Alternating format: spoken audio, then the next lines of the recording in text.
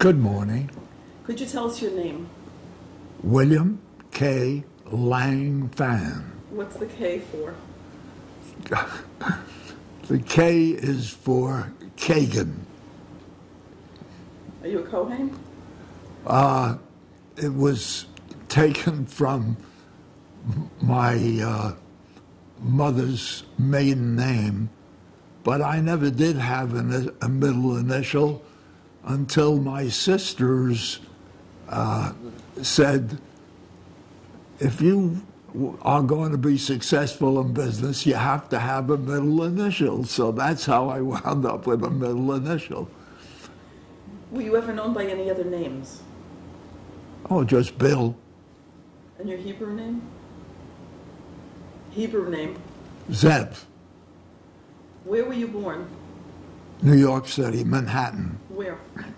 Harlem. What street?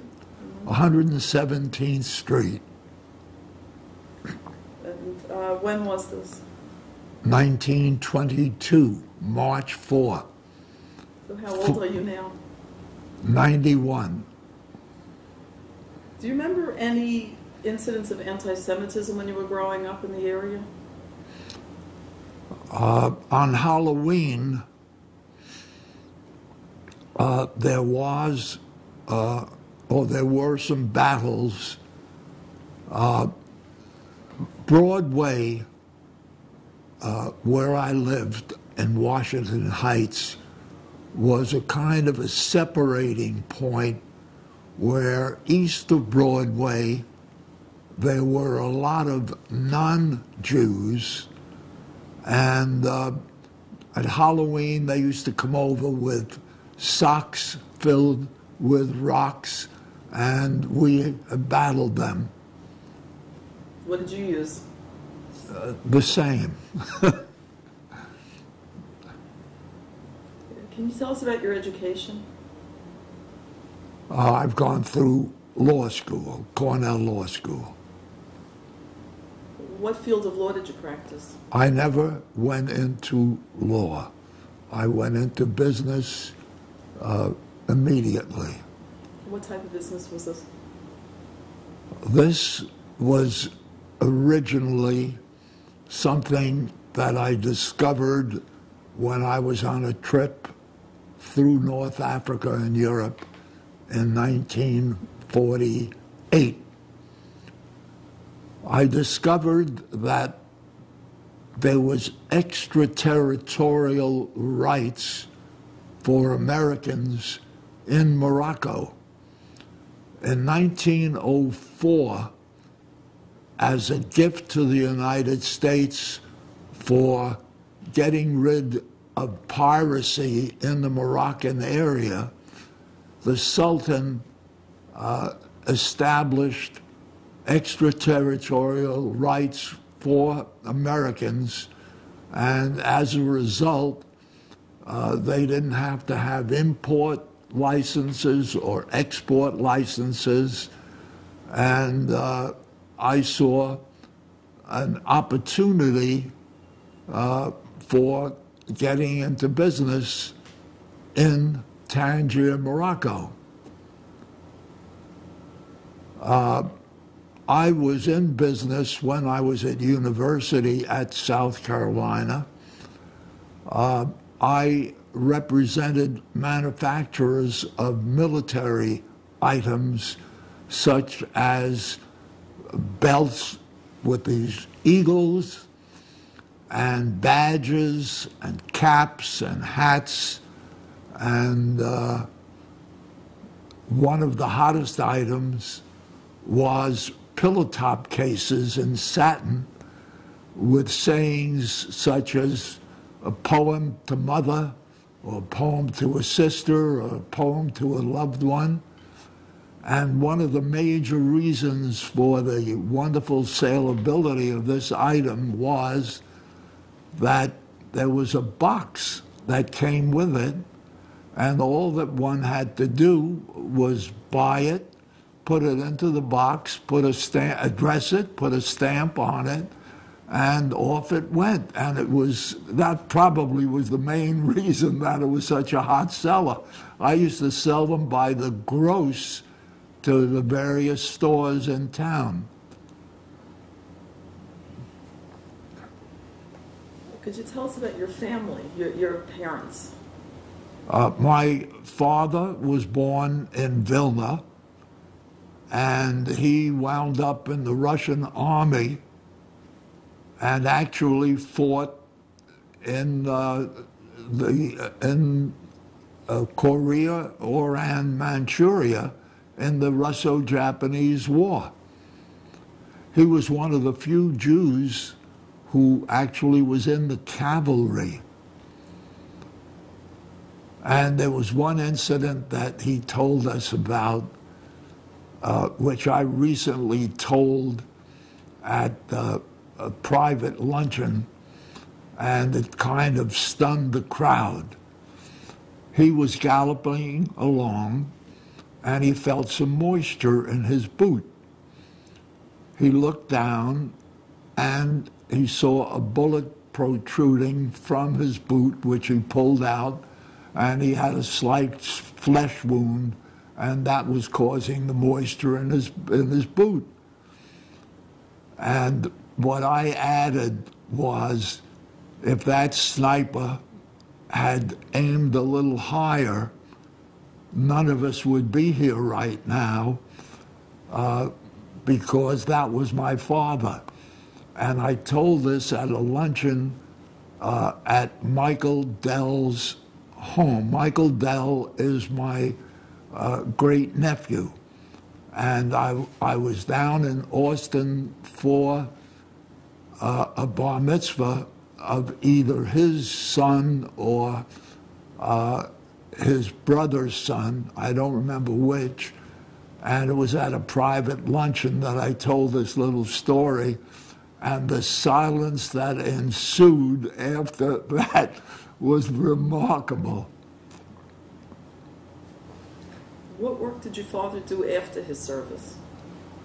My father had a great variety of knowledge on various elements that were used on day to day, but he actually became a paint contractor. When did he come to America? 1906, with my mother. He actually was AWOL from the Army. How would you describe their religious life? We were Shomer Shabbos, and when we lived in a building with an elevator, my father would never press the button on Shabbos. He would wait for somebody to come to press the button. But he adhered to religious life very assiduously, and he went to shul not in the morning, but he'd lay tefillin in the morning, and then he would go to shul for Mencha Maariv. Do you remember the name of the congregation? We actually used to go up to Yeshiva University to daven, but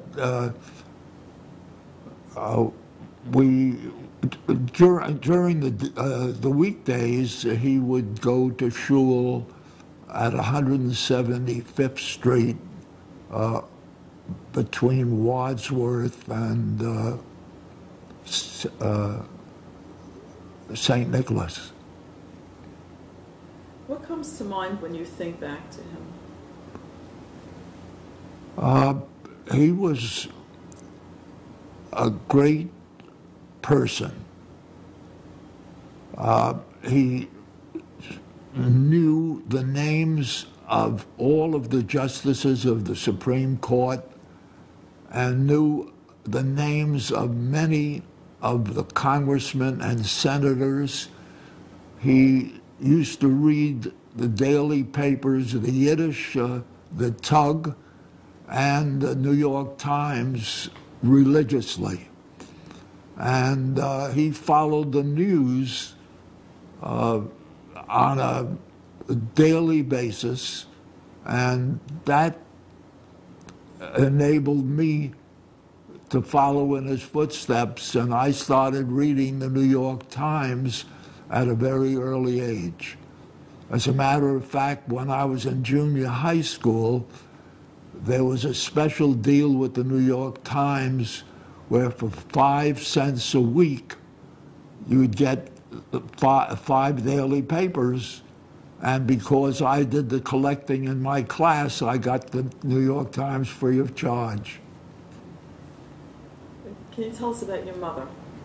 What was her name? Miriam. And her maiden name? Miriam Kagan. Where was she born? Kovna, Lithuania. How'd your parents meet? She saw a picture of my father in a uniform, and she said, "I'd like to meet that guy." And that's how they met.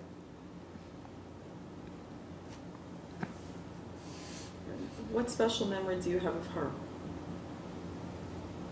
My mom was a real homemaker. She loved to bake, and she loved to make special dishes. What was your favorite? My favorite, let's see, I really didn't have a favorite, but I liked everything that she did. Mandel bread, she made a delicious mandel bread, and cholent, and all kind. I can't think of the name right now. Do you remember grandparents? I had no recollection of grandparents other than my father mentioning him once in a while. And my mother told an interesting story. Her father ran an inn, and he sold liquor illegally.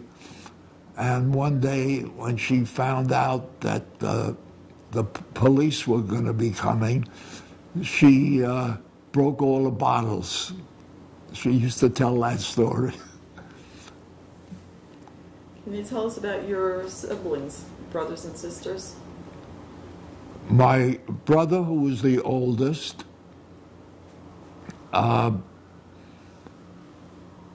actually didn't do too much. He joined my father eventually in the painting business. What was his name? Reuben.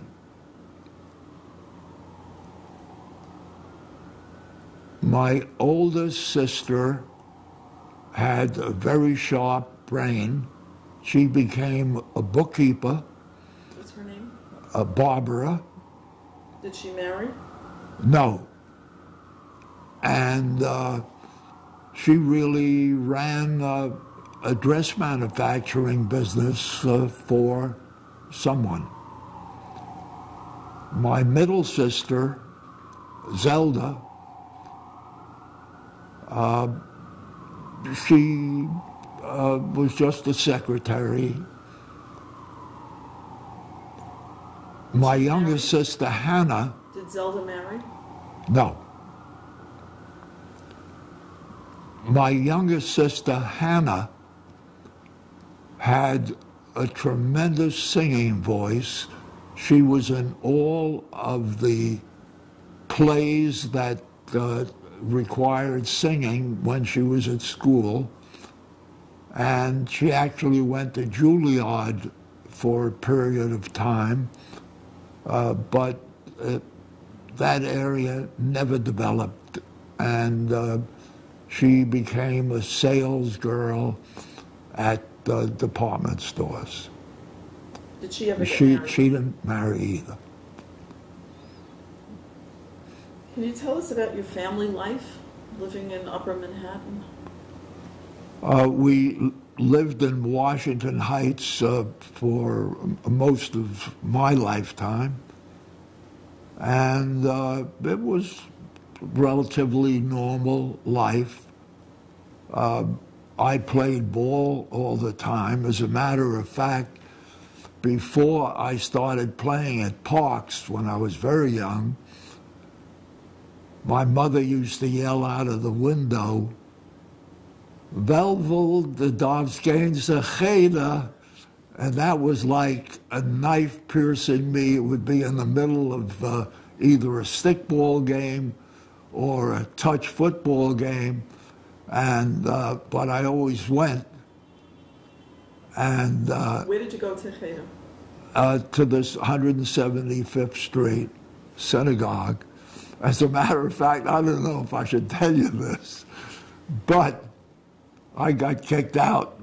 And it was a very, I thought, amusing story at the time, but when my father heard about it, my Fanny was not that amused. What happened was I was very bored at school, at the Hebrew school. We had a Melamed who used to come in, and it was a deep depression, and he received almost no remuneration. And he was very strict. But I was able to read at a very early age, so every September we would begin with the Aleph Bezes, and it was very boring to me. One day, one of the students was reading out loud, and he read the word, "Oh, hell." Well, I got a big kick out of it. I started laughing, and I repeated, "Oh, hell." The Melamed came over to me, took me by the ear, and put me outside of the room. And I was boiling. I looked at the door, and there were two eyelets and a lock. I said, "I'm going to fix his wagon." I didn't lock the lock, but I put the lock through the eyelets, and when the class ended, he tried to open the door, and he couldn't open the door. And there was a kind of frosted glass, and he was able to see me through it, and he kept on saying, "Langfan, effing off the tier." And I kept on saying, "No. If the men didn't come to daven Mincha Ma'ariv, I think that class would still be there." So it's needless to say that I was not at that Hebrew school anymore, and I had to have a private tutor for my bar mitzvah lessons. Did you have any further Jewish education after that? No. What's your earliest memory? My earliest memory is the moving truck when we moved from Harlem. And I was about 1 year old at the time. But I remember the last things being put on the truck. What do you remember about the Great Depression? It was terrible. Everybody, or almost everybody, was struggling. All that I really remember very, very deeply was that we always were struggling, and we were always able to eat reasonably well, and we had decent clothing, but it was always a struggle. And there was no such thing that we got involved in, such as help from the government, but we never would have done it anyway. My father was too proud a person to want to take any, but it was perpetually a struggle. Can you tell us about the changing political scene when you were a student? When I was a student, I was a Democrat, as most people were. I wouldn't say not most, I'd say almost everybody was a Democrat in our area. And the congressman, he used to have an annual party giving out ice cream and cookies, and he never even ran against anybody. He just did this to make us happy. His name was Torrens. I don't think I could ever forget that name, Torrens. I think it was Torrence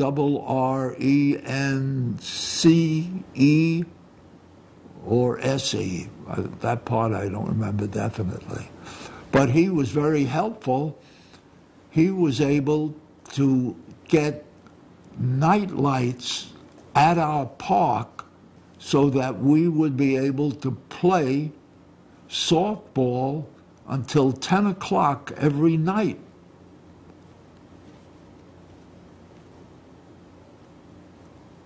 What was your involvement on campus?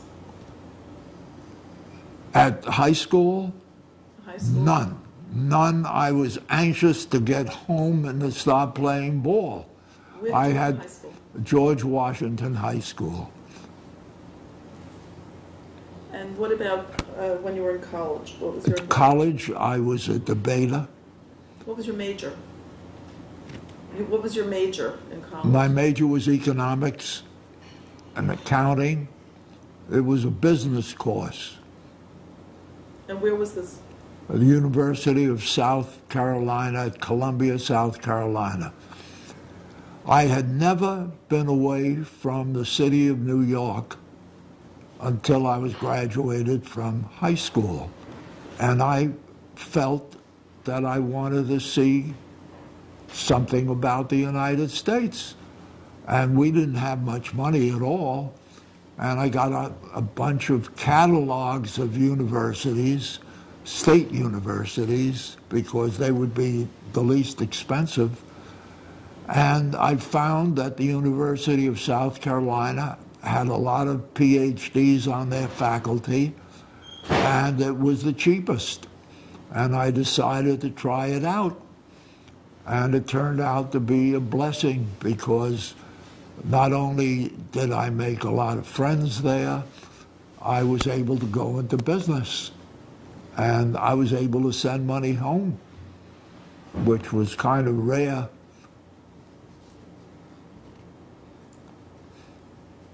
Did you find any anti-Semitism on the campus?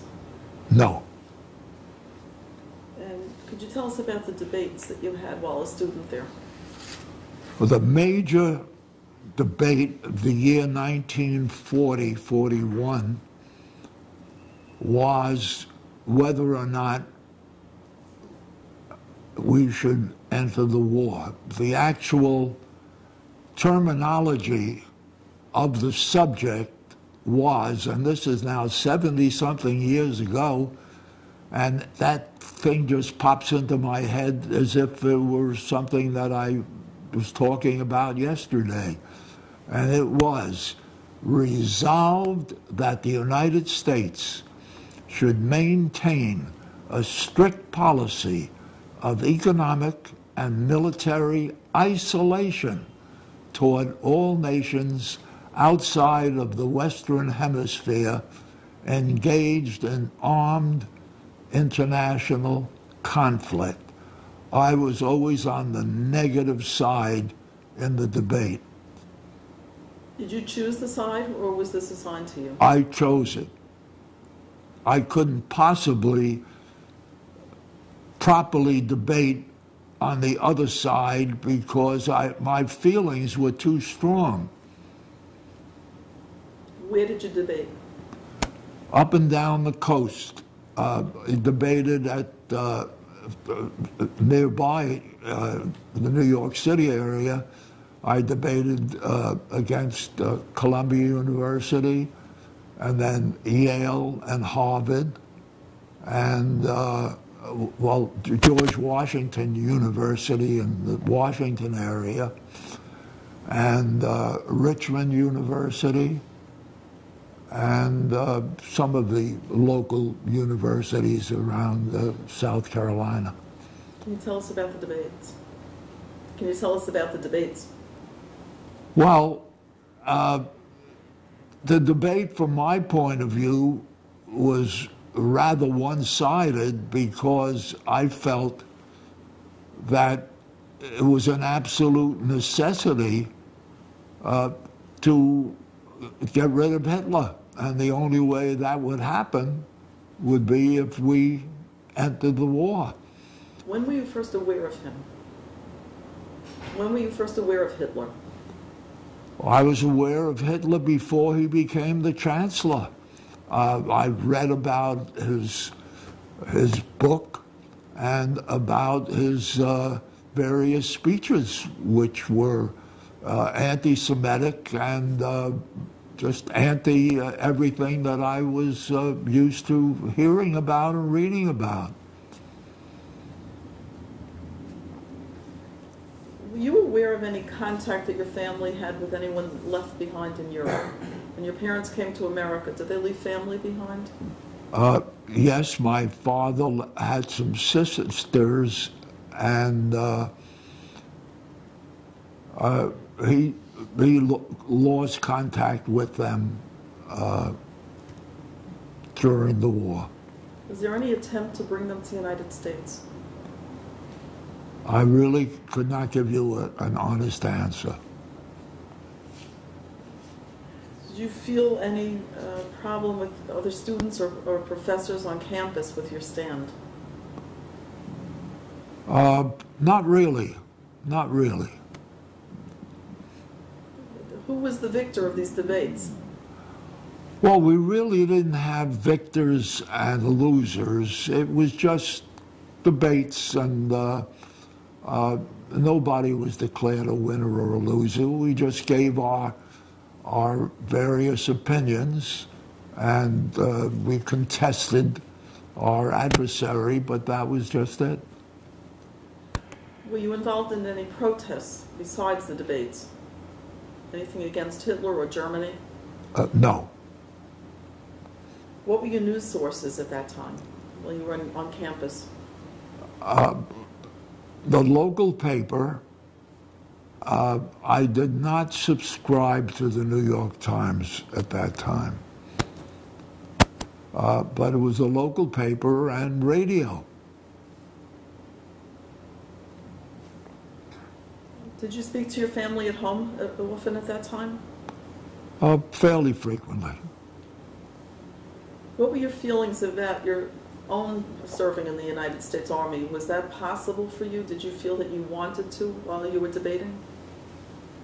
Well, I felt that I wanted to stay in university as long as possible, and as a result, when our draft came into play, I enlisted in what was known as the Enlisted Reserve Corps, and the theory of that corps was to allow a person to remain in university as long as possible, and then to be called up when the government felt that it was necessary. I was fortunate. I was able to stay at university until the last part of my last semester, and I was able to get my degree. What was your rank when you entered the Army? Well, I left the Army as a PFC. I went from basic training right to, I went from the initial camp right into basic training at Fort Eustis, Virginia, as anti-aircraft, and then right after went to Europe and landed at Liverpool. Where was the basic training? At Fort Eustis, Virginia. And what were the other soldiers' feelings towards you as a Jew? Were there other Jews in this group? No. I didn't have any problem with being Jewish, and they knew they knew that I was kosher. I didn't eat anything that resembled pig or crustacea. And I tried to observe the holidays. It was not easy, but I was able to, as closely as possible, adhere to the holidays. I had a very unusual experience in the Army in that from the landing at Normandy all through the war, we were 9 and we just stayed together. There was no change at any time during the whole war for the 9 of us. We had a 40-millimeter cannon and a quad of 50 caliber machine gun, and we used to travel in the truck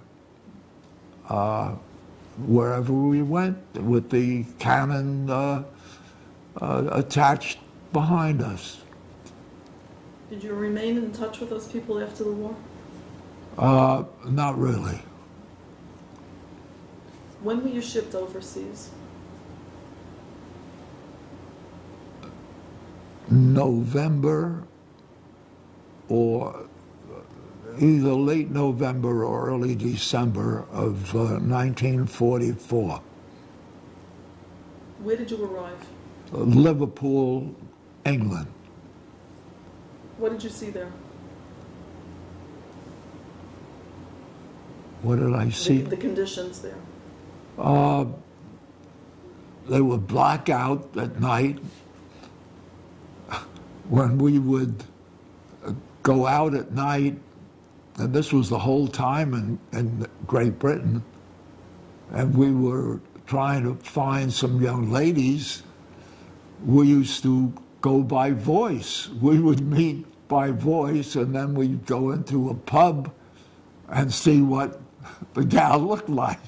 It was a very unusual series of experiences. And this happened the whole time that we were in Great Britain. Did you feel that you were prepared for war? When you were training, did that prepare you for war? Absolutely not, unfortunately. I felt that the physical training was far short of the mark, and our training with the equipment was far short of the mark, unfortunately. Where did you go after Liverpool? After Liverpool, we went to various places. I remember Dartmouth, and we wound up guarding an air base, and I don't even remember the town because they didn't have towns announced. They were just, so I never did really find out the name of the place where we were. But we guarded an air base. It was a British air base. Where did you go after this? That's what we landed at Normandy. Can you describe that? D+33. It was July 9th. And we landed at Normandy, and we stayed at the bridgehead, at the beach, for just a few days, and it's when we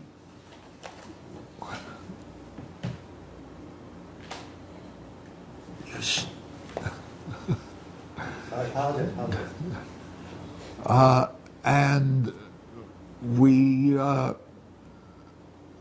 the U.S. Army had not broken through the hedgerows yet when we landed, so we stayed there for several days, and as soon as we were able to break through the beachhead,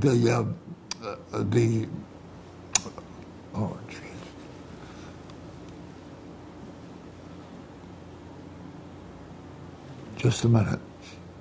You could break through the hedgerows then. As soon as we were able to break through the hedgerows, we started moving very, very quickly. We were with General Patton's army. Did you see him? No, I never saw him. But we started moving through France very rapidly. And what happened to the other soldiers with you in Normandy? we were just in this little group, the 9 of us. And what about the other soldiers? What did you There were soldiers all around us, but there was no real action there.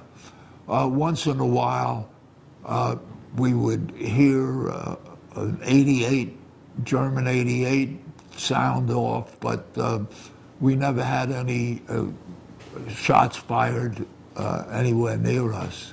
When was the first time you saw a Nazi or a German?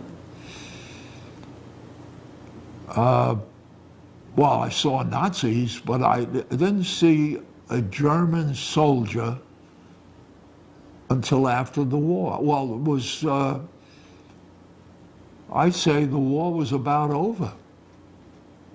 We never had hand-to-hand combat. We were in an outfit that was usually pretty far behind. Anti-aircraft was not frontline combat. And we were very fortunate. What did you see when you got to France? Oh, then France, when we started talking to the people, they were very happy that the Germans weren't there anymore. And I began interpreting. So I was having a lot of conversations with the French people, and they were telling us how they were very unhappy with the Germans being there, and the fact that we were there, they just were in seventh heaven. They were very cordial, and very, very cordial. And we used to exchange bread with them. They loved our white bread, and we loved their French bread. So we used to switch breads.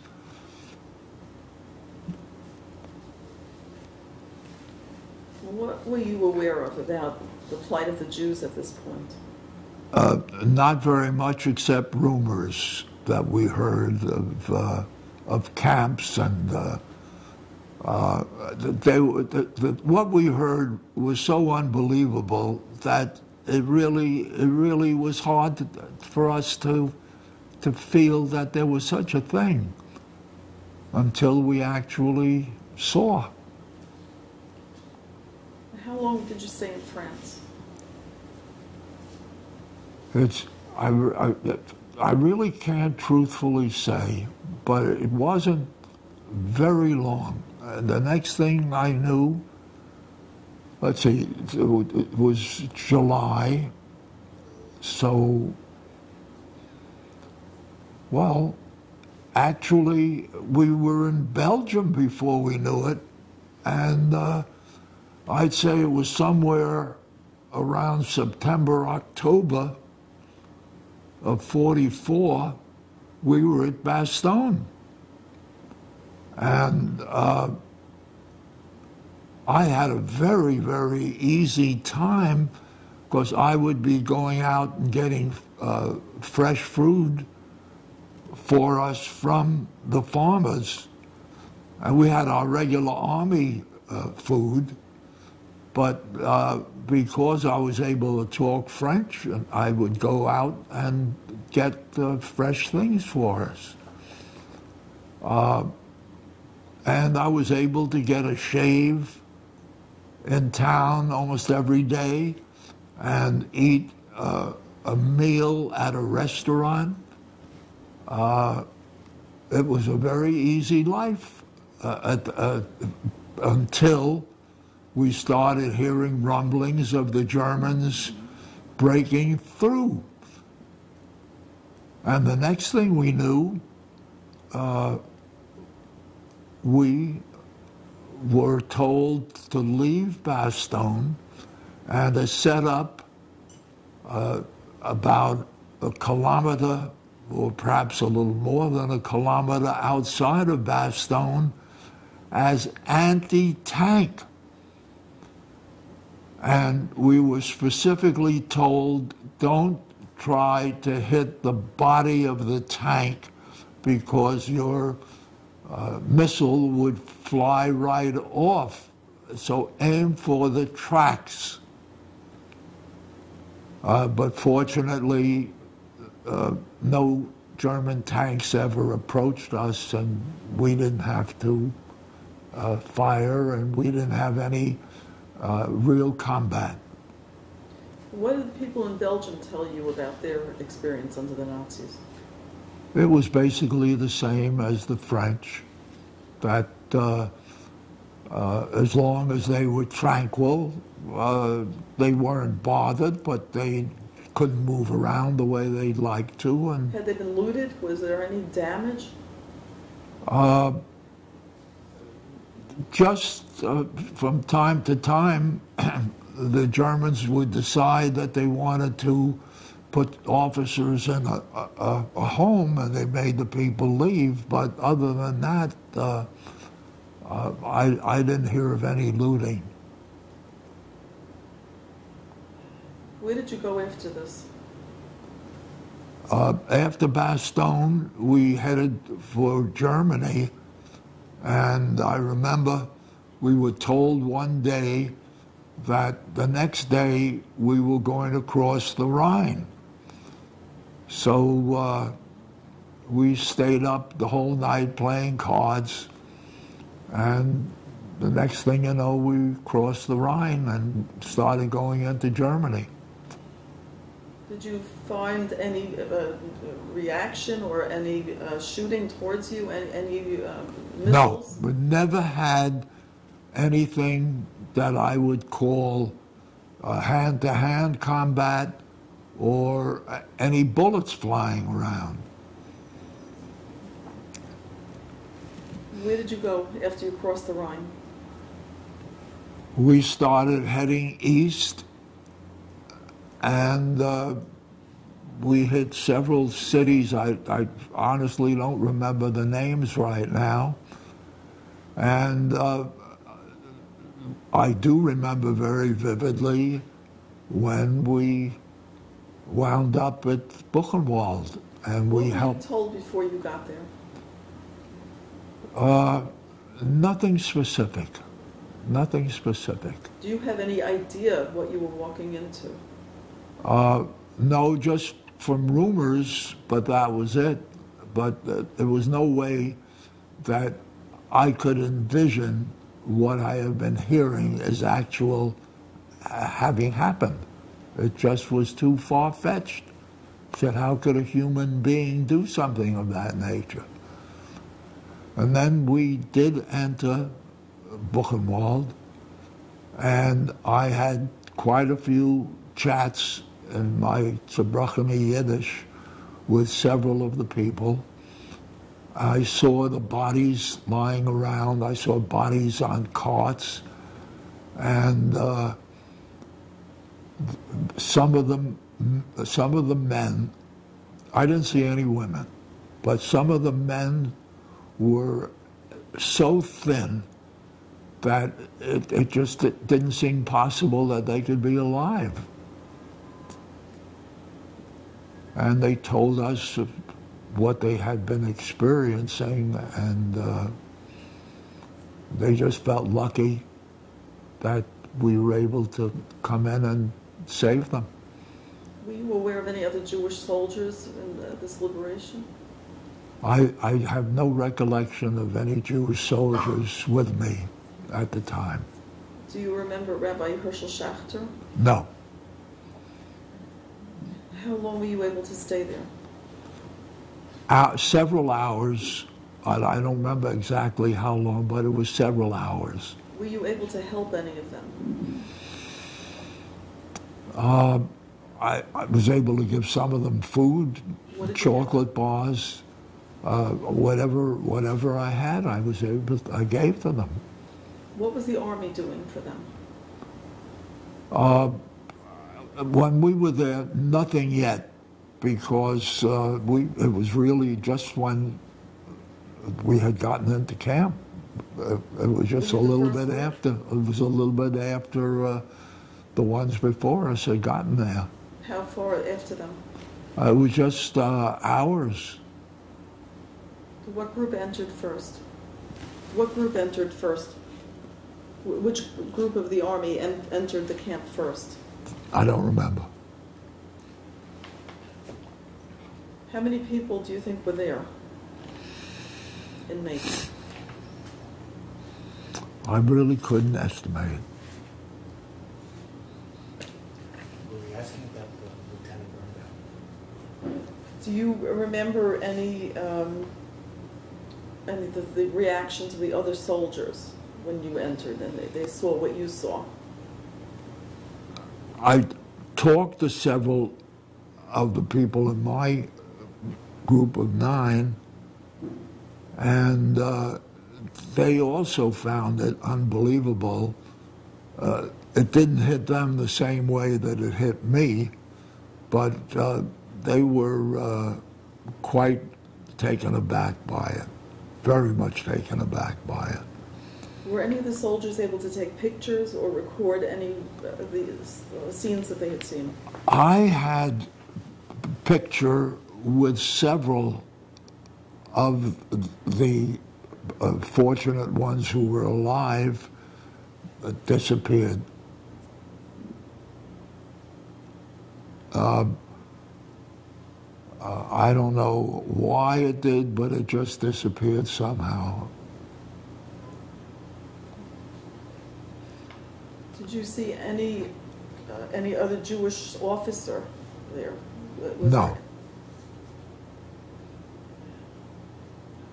Where did you go after this? Just kept on going east.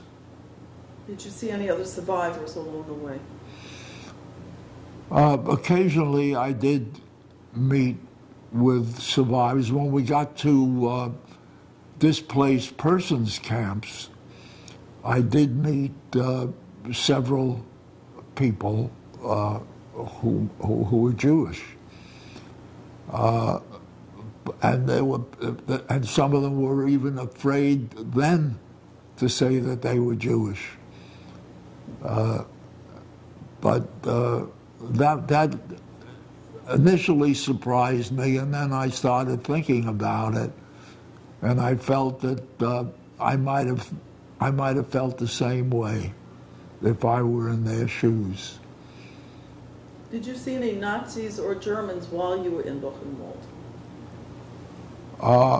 No, not in Buchenwald. Not in Buchenwald. What But I happened? can tell you that I never met a German while I was in the Army who said anything other than he was not involved. That was a universal.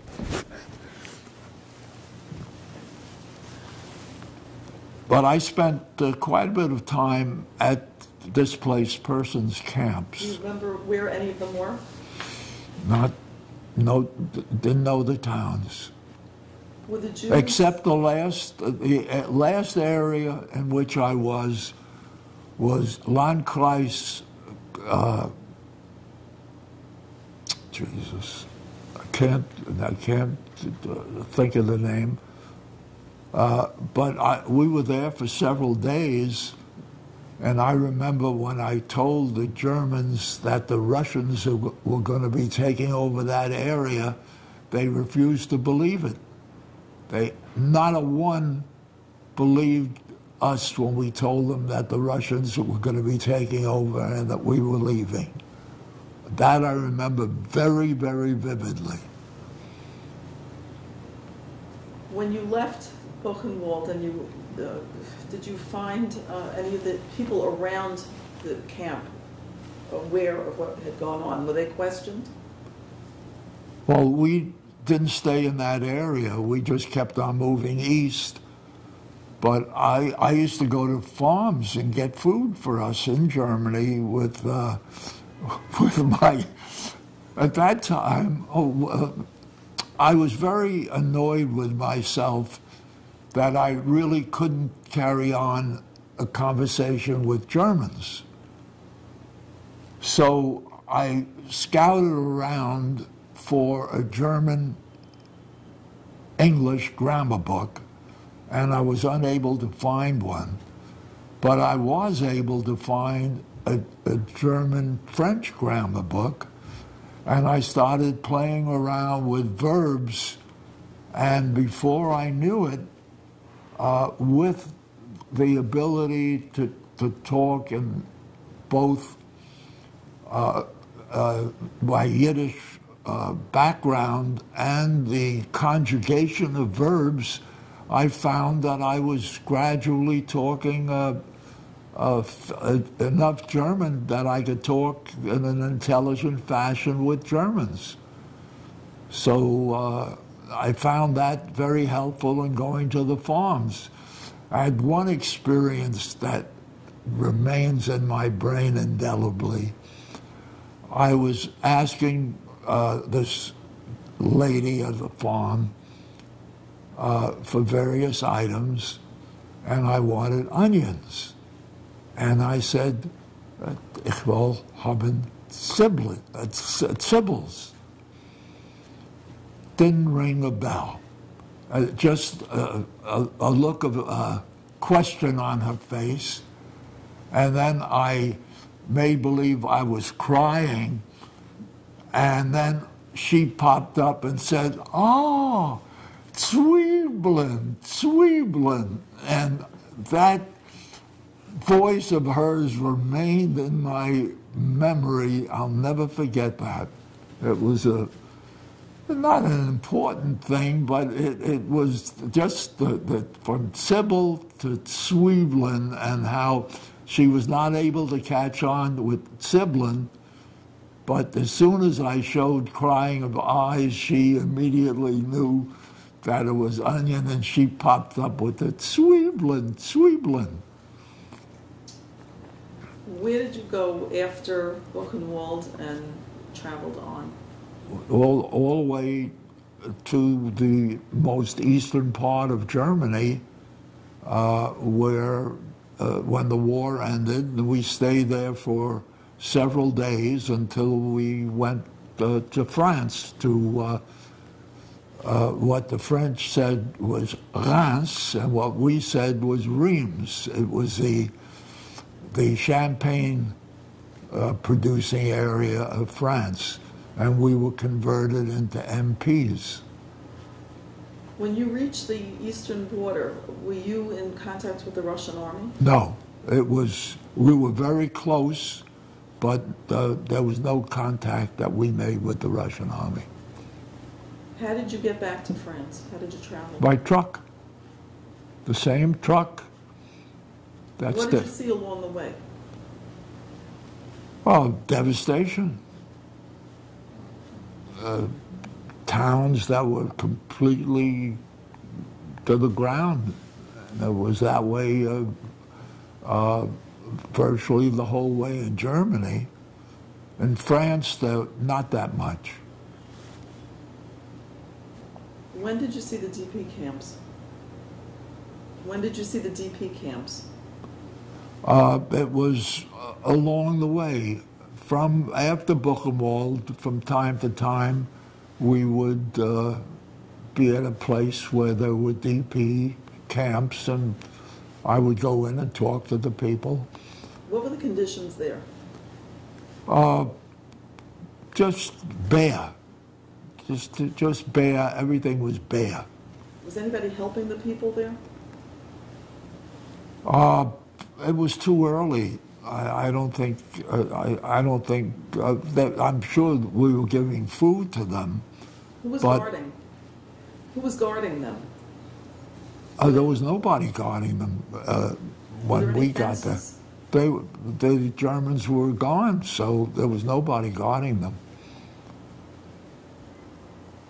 Did Did you ever come across or encounter any survivors after the war who remembered you or spoke about their experiences? Who remembered me? No. Do you remember any conversations from survivors from Buchenwald? Did you meet anyone after the war? By accident, but that was it. Did they describe the liberation? Do they remember the Americans coming? Oh, yes. But that was no big deal. It would be I'd be at a luncheon somewhere at a fundraiser, and I'd bump into somebody who was at Buchenwald. And other camps. I always met survivors. I almost always met a survivor at some function that I went to. When did the war actually end for you? For me, the day I remember very vividly, we were told that the war ended, and we shot our rifles into the air as part of the celebration. Where were you? Right at almost the easterly part of Germany. How long did you stay in the Army after this? I left the Army in October, but I was in Paris. Very unusual experience that how I wound up in Paris. I was at Reims, and I looked at the bulletin board, and it said, go to school. And I saw Cambridge, Oxford, the Sorbonne. So I said, well, what can I lose? So I filled out a little application. Number 1, I chose Oxford. Number 2, Cambridge. Number 3, the Sorbonne, not thinking that nothing would ever happen. A couple of days later, and it was just a couple of days later, I was called into the office. Langfan, you're going to Paris. I said, it's about time I got a pass. Pass hell. You're going to school there. I said, really? And that's when I found out that I was going to the Sorbonne. And those were 2 wonderful months. My goodness.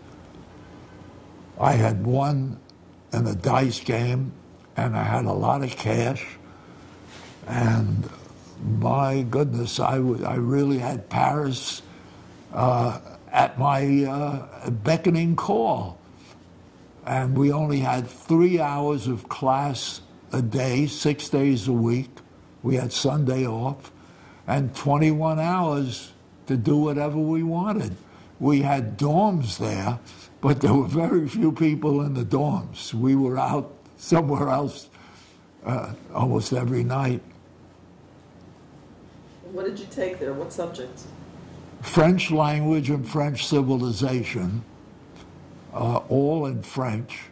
And there were 4 categories, and I was in the next to the top category. When did you come back to the United States? October of 45. Where did you go once you came back? To Washington Heights, to my folks' apartment. Did you continue your schooling? I started in 46 at Cornell Law School. When did you get married? In 54. What work did you do after the law school experience? Well, I went over to Tangier, Morocco. I made some phone calls and appointments and wound up with several items. Chiclets was one of them, and soap, and several other items. And I really spent more time there fooling around than doing business.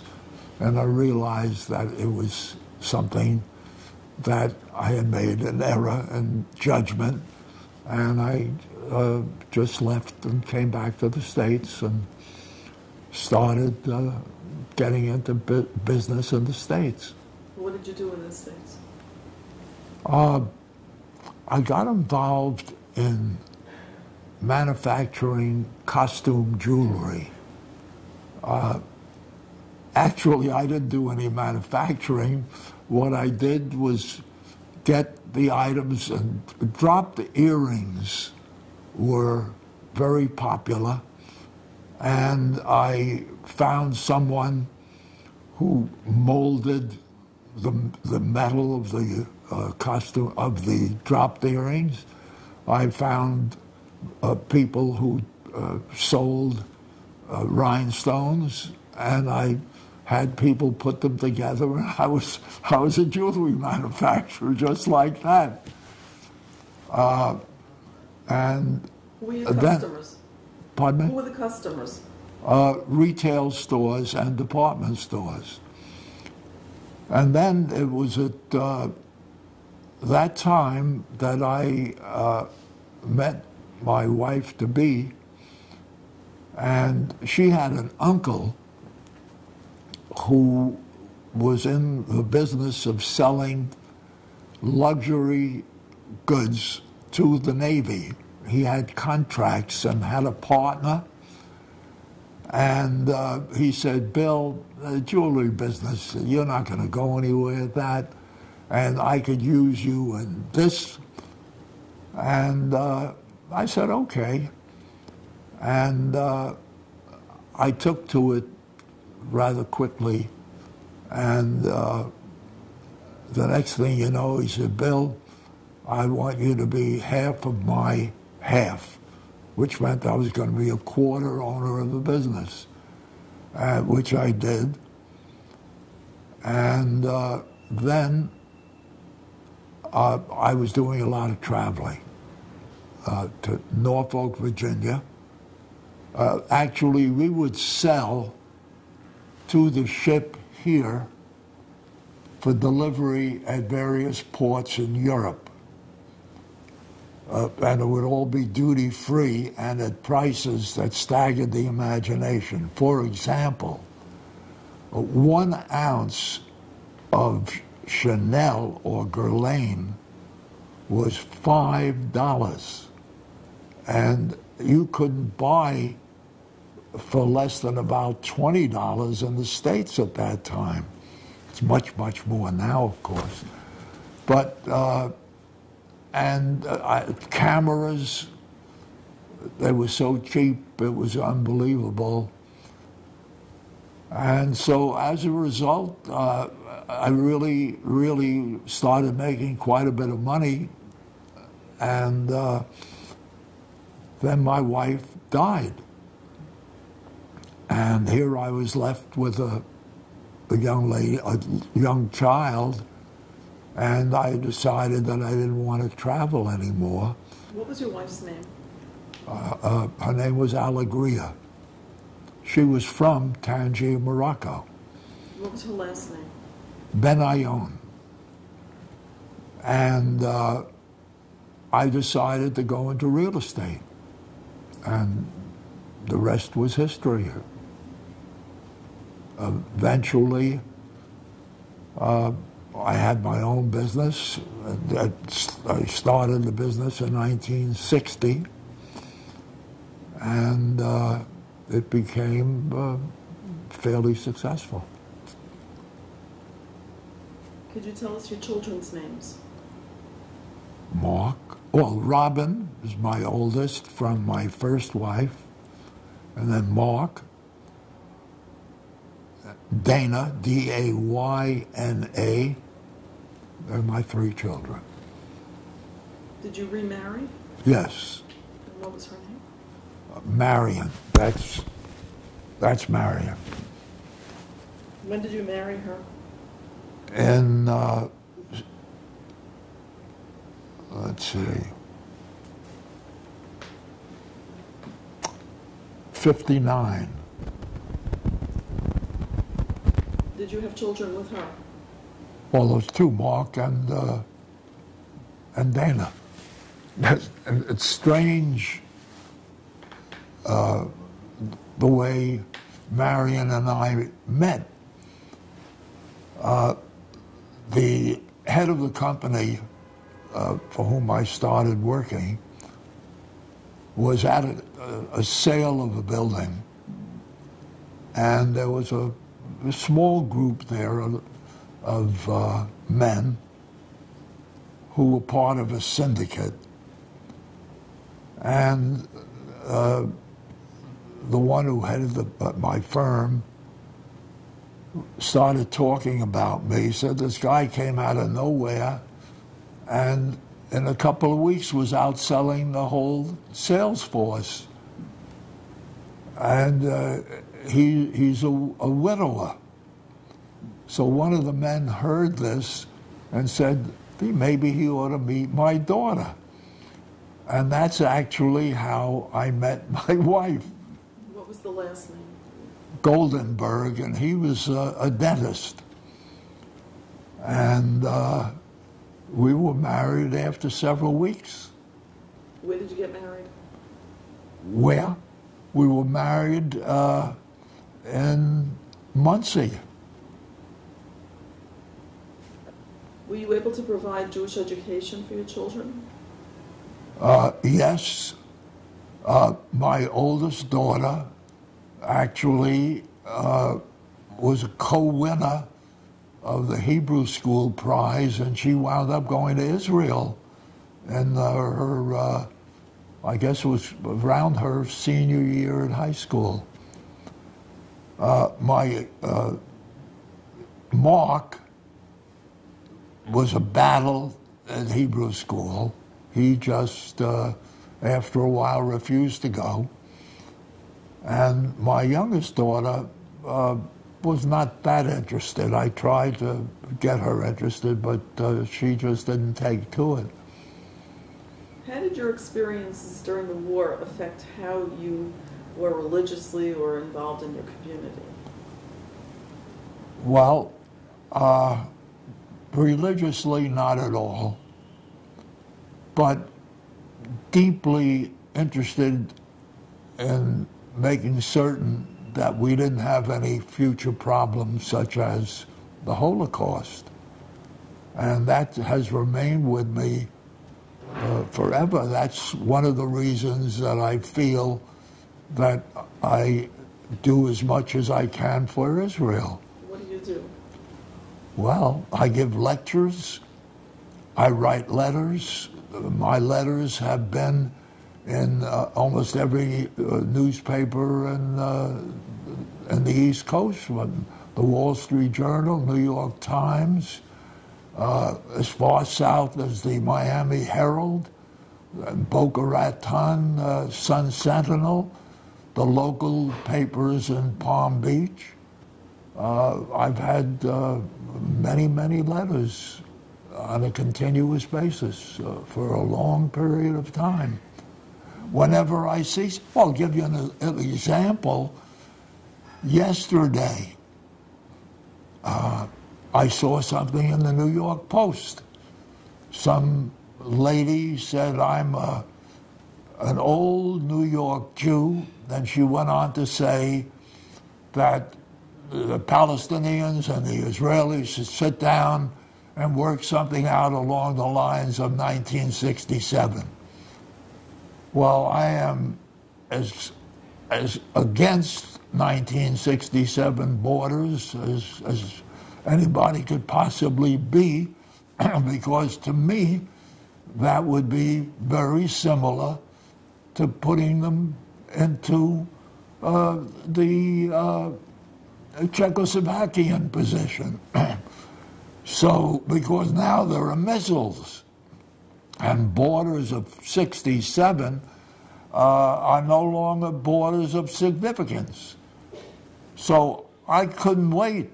I sat down and actually wrote a letter yesterday, the same day as I saw it, and that letter went out to all the newspapers yesterday. That is an example of what happens. If I see something, I react right on the spot, and I'll start putting a letter together and getting them off to the papers. Did your experiences affect how you raised your children? Well, my children are, well, Mark's a separate story, but my other children are very, very interested, and they follow me. When they heard about the video, they saw it immediately and came back to me and told me how proud they were that I did that video. And they always want to hear about my letters and my lectures. What do you speak about when you lecture? I speak about trying to protect Israel. And one of my basic themes is to show the untrustworthiness of the Palestinian leadership. And I don't do this by opinion. I do it by pointing out documents and facts. I try to stay away from opinion in any of my lectures and in my letters. I try to be as factual as possible because opinion, most people have opinions and they're not based upon facts.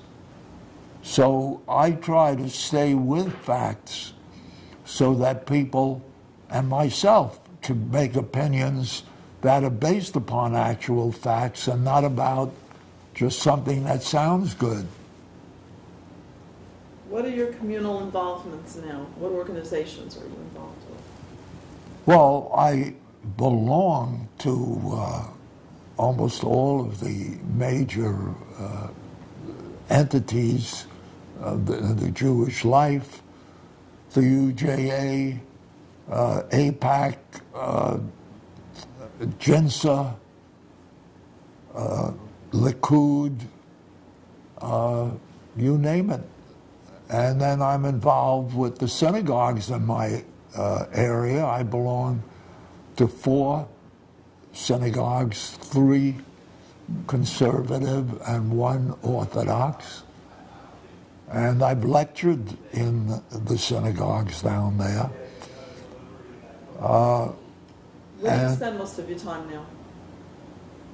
Where do you live? In Palm Beach, Florida. What memory of the war most disturbs you? Buchenwald and the displaced persons camps, to have people forcibly put where they don't want to be. Oh, and I debated at Bar-Ilan Law School last year, and I gave 2 lectures in Paris last year. So I'll go anywhere where people want to listen. Looking at the world now, what are your major concerns? Well, I find that most people in almost every country almost thinks of the Palestinians in equal terms as Israelis. The decisions that the various leaders of these countries make are predicated upon an almost, if not equality, between Palestinians and Israelis. And I feel that it's completely unjustified because any reading of what happens today in the Palestinian press and on radio and TV would not. One of the things that made me extraordinarily happy was a phone call that I received from someone from South Carolina University, well, formerly from South Carolina University, and he asked me if I wanted to contribute to restart the Euphratean Debating Society. And I said, hell yeah. And I sent a check, and they were able to revive the Debating Society after several years of being out of existence. And incidentally, that Debating Society began in the 1800s, early 1800s. So when they finally were put together, the new president called me to thank me. And in the midst of that conversation, I said, you're a debating society. There's a subject that I'm enamored of, and that's the 1967 borders for Israel. I say, I'd like you to find somebody who would like to debate me on that subject, and I'll come down to Carolina and debate. And several months later, I received a call, Bill, we found someone, and we're going to schedule a debate, which they did, and I flew up to Carolina. 70 years, actually, it was 71 years after I debated for the university, and I felt that that was a very significant thing, to be able to go back 70 years after I debated for the team to get involved in a debate. So that's illustrative of what I'm willing to do. If someone tell me there was a debate in China on this subject, I'd fly right over to China. I don't care where I would go, but I feel so strongly that this is an area that people have to be apprised of. And I have found that not after the debate especially, but after a lecture, that there are people who come over to me and say this is the first time they ever really understood the situation, and they've really changed their minds. And I feel that any time I can change a person's mind, that I've made an accomplishment. And I can proudly say that I've changed many people's minds, because most people, or I wouldn't say, I say everybody, does not have ample time to really get into facts. So as a result, when I tell people that here is the United States and the world thinks that an important item such as the Palestinian Liberation Organization Charter, that almost everyone thinks that it has, a good part of it has been annulled, I teach and show beyond a shadow of a doubt that not one word of this charter has ever been changed, and that the Palestinian leadership has fooled President Clinton, Prime Minister Netanyahu, and the world into thinking that they have modified the charter.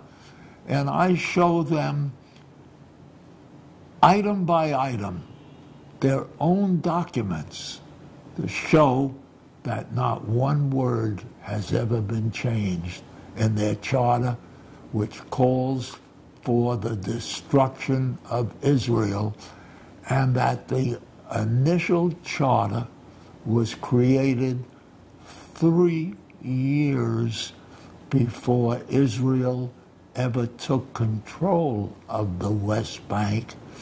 And I ask a simple question. if an entity issued a formal document saying that your establishment was illegal and that they were going to engage in armed resistance until they destroyed you, 3 years before you had the West Bank and East Jerusalem and Gaza, what facts can you present which would enable an objective observer to arrive at a conclusion that they have changed their minds? And nobody has been able to come up with it. I have offered $100,000, $25,000 each, to anyone who can come up with a modified PLO charter, and 25 each is to go to American blinded vets, American paraplegic vets, Israeli paraplegic vets, and Israeli blinded vets. 25,000 each.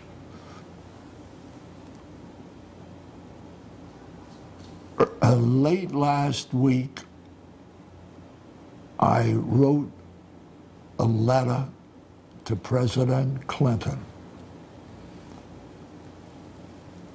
thanking him for admitting that he was in error in signing the right to marriage law when he, at this moment, said that he made an error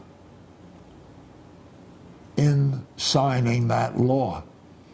He said, since you were kind enough to to admit that you made an error there, I would like you to reconsider the following paragraph from your remarkable speech, which you delivered to the Palestinian leaders on December 14, 1998.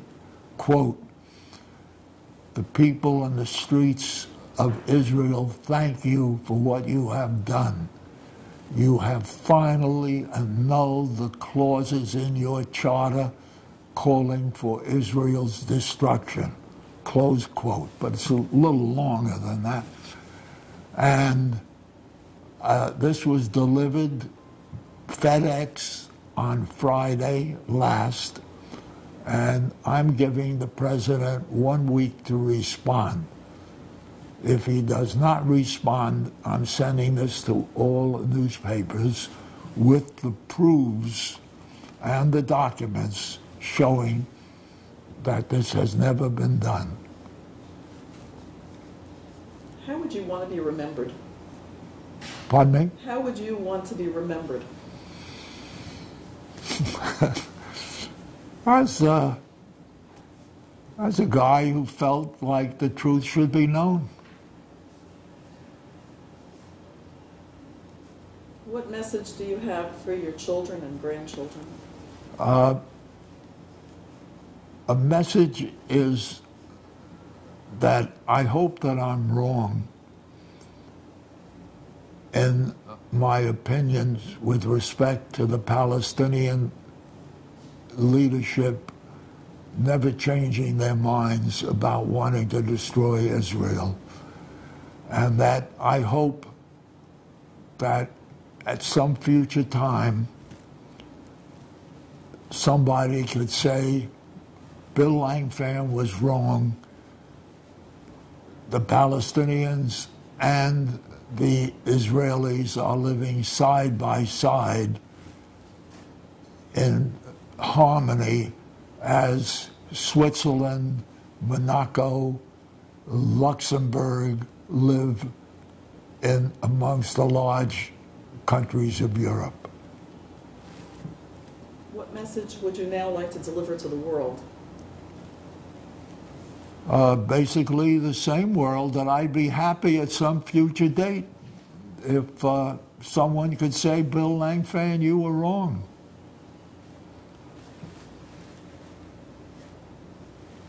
Thank you very, very much. You're welcome. Oh, talk about this particular picture if you want. Who's in the photograph?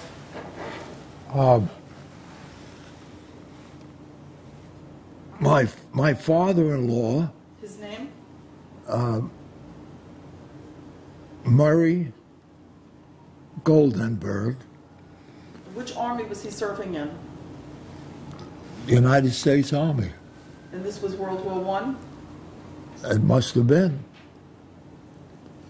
And my son Mark. We don't see. Let me just turn this around. This way I'm going to see that's. I don't think we need it. I don't know. No, we can have more on. Talk about the picture for a second. It's a very unusual picture, in that here is a dentist with a whole cadaver. It would seem that he'd be working on a mouth by itself, but he seems to be working on a whole cadaver. Who was in the picture? There must have been students. Was your father-in-law one of the students? Well, he looks there like he was more than a student. He looks like he was doing some teaching.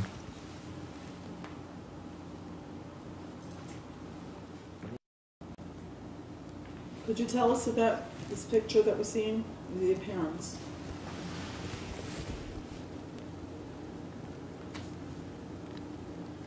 Your parents' names? Max Langfan and Miriam Langfan.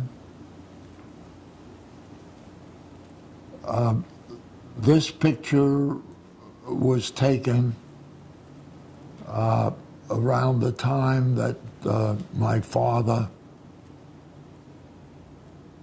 had come back from possibly a Mizrahi convention, but I'm not sure.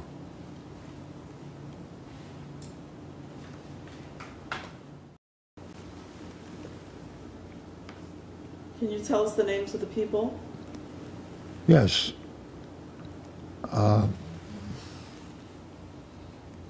Just a minute now. Well, I know his name. What was his name? It was Dr. Murray Goldenberg. And who was he to you? He was my father-in-law.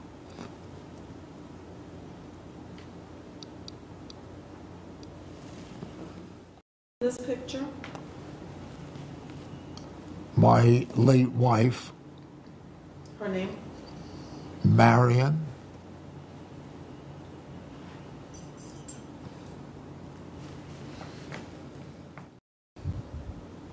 Who's in this photo? Pardon me? Who's in the photo? My father-in-law and mother-in-law. Okay, perfect. Who's in this picture?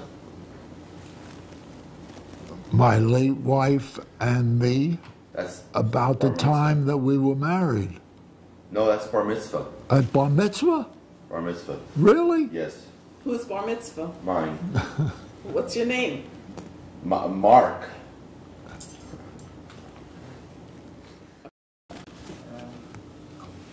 Could you tell us about this photo? You want to know something? Yeah. Who's in it? I have no recollection. I'm sorry. And Okay. Can you tell us about this photo? Yes. Rabbi Lau officiated at the bar mitzvah of, I don't remember his first name, it was something like Barak Lustig, a famous Hollywood producer who was at Buchenwald in the very building outside of which he was now bar mitzvahed. It was actually as official a bar mitzvah as anybody could ever have. He said his portion of the Torah, and he even gave a bar mitzvah speech. Is this Buchenwald or Auschwitz? Auschwitz. This is at the March of the Living. And you were there? Yeah. Well, I was chosen to light one of the torches. Perfect. 1 second. Let me just. One. Who's in this photo? Rabbi Lau,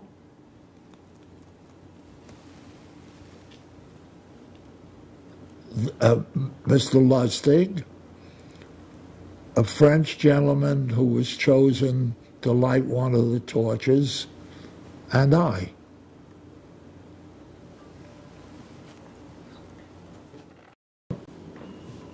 Where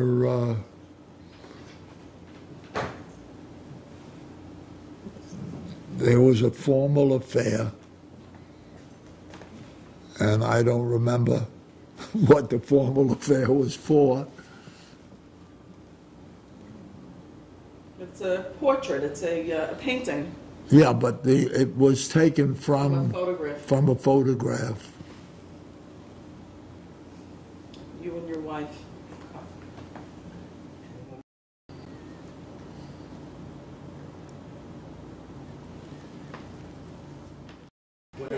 That's fine. Could you tell us about your presentations of Sefer Torahs to different organizations or shuls? The first one developed from a simple phone call. I received a call from a member of Eitz Chaim who asked me to contribute toward the purchase of a Torah. And I guess I felt a little giddy or something at the time, and I asked him how much was the whole Torah. And he told me, and I said, you know something? I think that we could actually forget about you making any phone calls, and I'll take care of the whole thing. He says, oh, you kidding? I said, no. The next thing you know, I received a phone call from the rabbi, and he wanted to make sure that what I was saying was so. And I said, yeah, I'm going to take care of the whole thing. Now, why did it happen? I think it's because I knew that my father would have liked to have done something like that, and he didn't have the financial resources to do it. And that's the only reason that I could come up with respect to why I decided at the spur of the moment. Now, why did I even attend Eitz Chaim, which was at least a half hour away from my home? It was the furthest of all the synagogues. I was a member of Eitz Chaim because it was the only synagogue that had 3 millions a day in our area. And I have always assiduously followed the yahrzeit of the members of my family, primarily because I was treated so well by everybody in my family. And then I started thinking, gee, I hardly go to Eitz Chaim except at night, and I belong to these 2 other synagogues. I feel kind of strange that the one that I almost don't attend is the one that I got a Torah for, and I think out of fairness I should get a Torah for the other two synagogues. And that's how the 3 Torahs came about. And then, very recently, there was an extraordinary bar mitzvah of a rabbi. How come a rabbi was bar mitzvahed? This happens to be Rabbi Feldman, who now is the rabbi at Bethel Synagogue.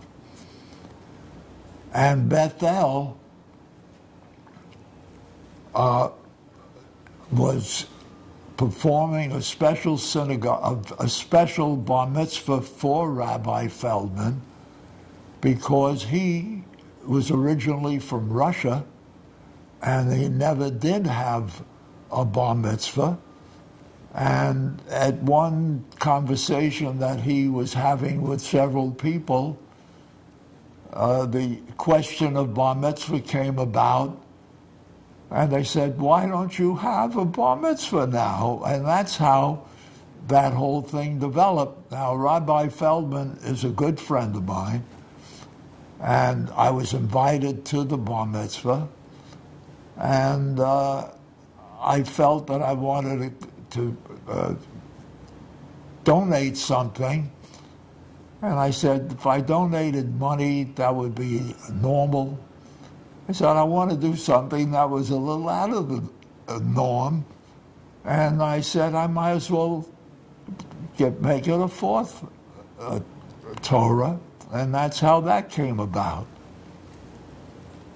And that, I haven't ordered it yet, but that's in the process, and that will be, this year, I would imagine it'll be finished. Thank you. Okay, so we got the food. And then the butcher was closed, you went to the other butcher. So we'll start with that. Okay? Okay, and 1 second. Hold on a second. Let me just soften this up a little bit. Okay. Looking at the right here. Okay. Rolling. Could you tell us about the train trip? I was on a train from Algiers to Tangier. And sitting next to me was a young man, and we began to talk. And he was on vacation from the university at Paris. And one word led to another. And he said, if you really want to see Morocco, you must stay at Fez. And why don't you sleep over at my house tomorrow morning? We'll take you all over Fez. And I said, okay. And we went to his home in Fez. And the next morning, we left their apartment, and as we left their apartment, at an apartment right across from theirs, I saw a sign, A. Levy, Boucher Cachet, kosher butcher. And I said, oh, I want to go to that place. They said, oh, he's on vacation, but we could take you to another place. I said, oh, that place has got to be Boucher Cachet. So they looked at me and they said, they asked, are you Jewish? And I said, yes. And they said, News OC, we're Jewish also. And we hugged each other. It was a very, very dramatic scene, because out of the blue, in Africa, here's an American traveling, and he meets a gentleman, and he's taken to the home, and it turns out that everybody's Jewish. What year was this? 48. What part of 48? It was a summer. It was by now it was August. It was August of 48. This was after the creation of the State of Israel. Yes. So they eventually took me to that butcher, and I got a lot of cold cuts for the rest of my trip. And they really showed me Fez, and it was a very, very wonderful, wonderful few hours with them. And then I got on the train to continue on to Tangier. I had the urge to have a little of the kosher provisions that I picked up. And of course, I was sitting with 5 other people, and I just couldn't indulge without offering it. And I offered it all around. Everybody turned me down. Well, I said, you've got to try this stuff. It's kosher. It's kosher delicatessen. And as I said that, I noticed a very ujda. I found it. I noticed a very unusual look on a young lady's face. And I waited till she left to go for a walk, and I went out alongside of her, and I said, I hope you don't think I'm getting too personal, but when I mentioned kosher delicatessen, you had a very unusual look on your face. And she said, I'm Jewish, and you've got to be very careful about mentioning anything Jewish, because not very far from here, there was a massacre of Jews at Ujda. When was that? In 48. Not too long, not too many weeks before that. Well, not too many months before, whenever it happened. So I said, oh, I understand. I said, but I'm an American, and I feel like I could express myself as I desire, and I'm not afraid of anyone. And that was that, and we returned to our respective car.